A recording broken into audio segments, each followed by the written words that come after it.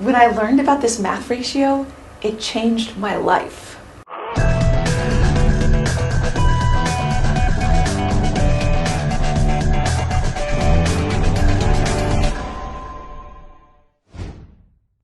Okay, so I'm going to explain in this video a math and design phenomena called the golden ratio.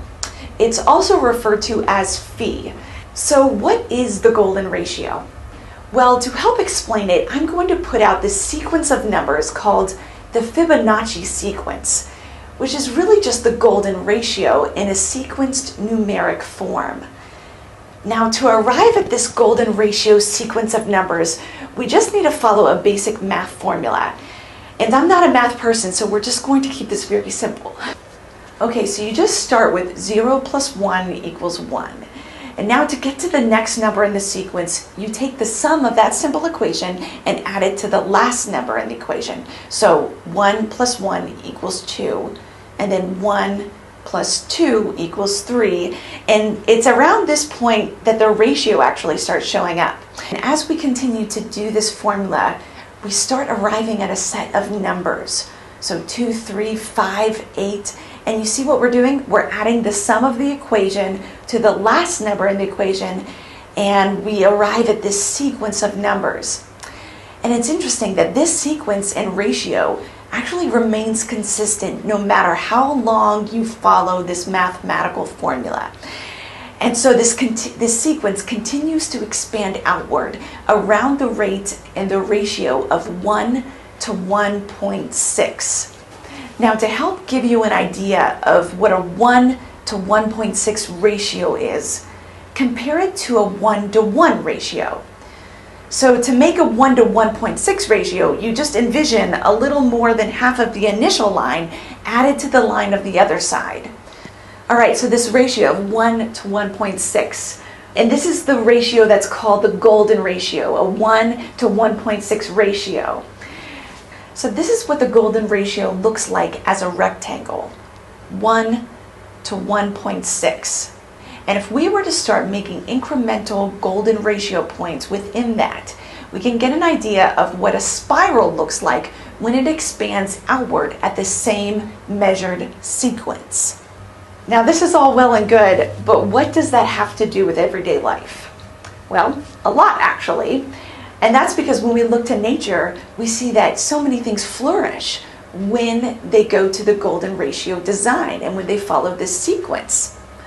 Growing and expanding to the rate of the golden ratio spiral allows the maximum amount of rain to be directed down to the roots of many plants. And remarkably, when you study nature, you see the golden Fibonacci numbers like 3, 5, 8, 13, all of that again and again in the seed pattern spirals of plants, as well as in the number of petals. Next time you're bored and have a sunflower, try counting the number of seeds in the sunflower spiral, the golden ratio. Or maybe try something else with a spiral, like a pine cone or pineapple. So we could spend all day counting the seeds of flowers and plants and fruit. I mean, you get the idea. But we don't just see this golden ratio sequence on a small scale. This ratio is the mathematical sequence in the spirals of our storms, tornadoes, hurricanes. These all spin in this golden sequence, 1 to 1.6. Even the waves can be measured using this ratio. But it doesn't stop there. Modern technology continues to be mystified by the far-reaching scope of the golden ratio, from the alignment of the planets to the spirals of our Milky Way galaxy, as well as the spirals of other ratios in planets. Now let's take this closer to home. I want you to hold out your arm and look at the distance between your shoulder and your elbow, and then from your elbow to your fingertips. Notice how your elbow, from your shoulder to your elbow is 1, and then from your elbow to your fingertips is 1.6. Pretty crazy, huh? But it doesn't stop there. Now take that further. The distance from your fingertips to your wrist is 1, and from your wrist to your elbow is 1.6. Keep it going. From the furthest tip of your finger to the bottom of your fingers is 1, and from the bottom of your fingers to your wrist is 1.6. Now check out the spacing of your knuckles, 1 to 1.6. Are you getting freaked out yet? Think about this. The head to your belly button, 1, and then belly button to your feet, 1.6. From your toes to your knees, and from your knees to your hips, golden ratio. Ever wonder why your 2 front teeth are so much bigger? Golden ratio. The pupils of your eyes, I mean, you name it, your whole body is the symphony of the golden ratio. In fact, as you are listening to this video, the sound waves are passing through your ear in a perfect golden spiral.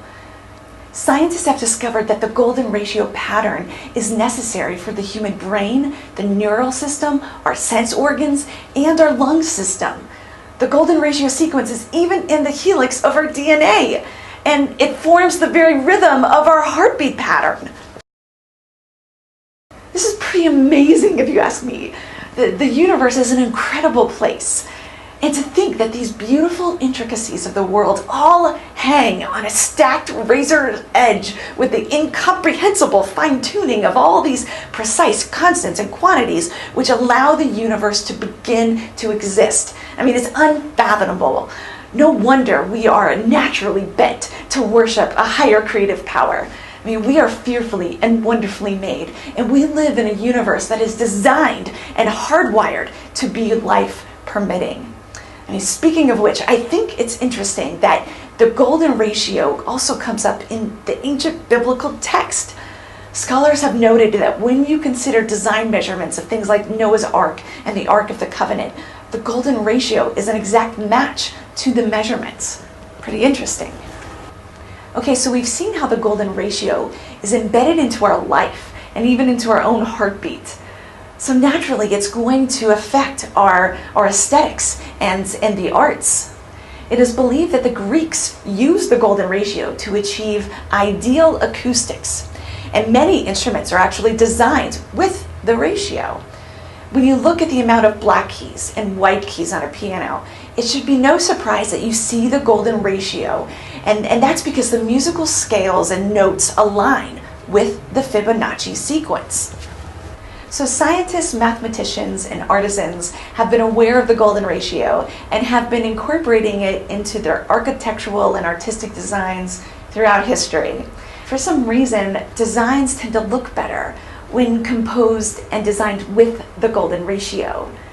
Look at iconic, ideal Greek temples like the Parthenon in Athens. You can see that they use the ratio again and again. Painters have also been incorporating the golden ratio into their artistic designs because it gives the composition a je ne sais quoi. Leonardo da Vinci was obsessed with it. So was Michelangelo. Even in the 20th century, you see ratios being used in painting, whether it be in the dimensions of the canvas or the placement of the focal point. And by the way, the golden ratio is one of the reasons artists don't like to line everything up in the center. But you don't have to go to Greece or to the Louvre to appreciate the golden ratio in human design. I mean, just look around your house or go to the grocery store. The golden ratio is used in product design, logos, and in branding all the time. It's a ratio that, for some reason, is pleasing on the eye, and it can be a great template for solving multiple design problems. I remember when I first started learning about the golden ratio, I began to see it everywhere.